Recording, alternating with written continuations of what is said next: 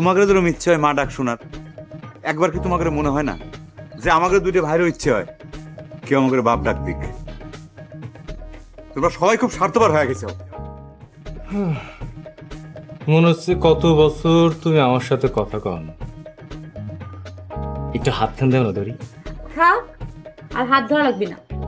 আমার বিয়ের জন্য লোক আইছিল, আমি আমেরিকা চলে যাচ্ছি।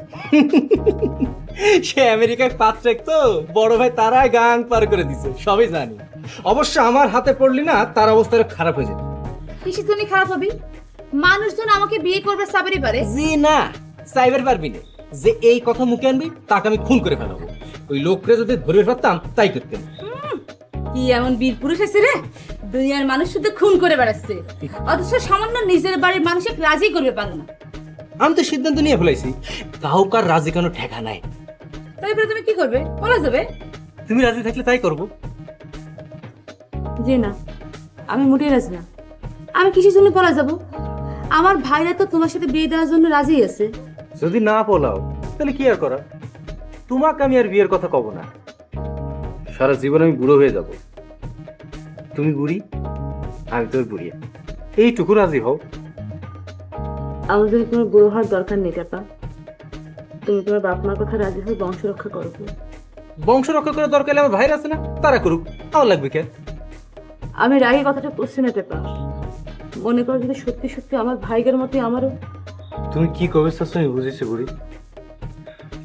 বিশ্বাস করো, মনে অনেক কোশ্চেন করে দেখেছি, এই তোমার শুয়ে করছি।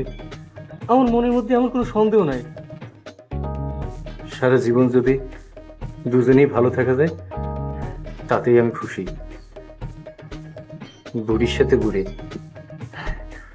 কথাটা আমি ভাবি কাছেও কইছি।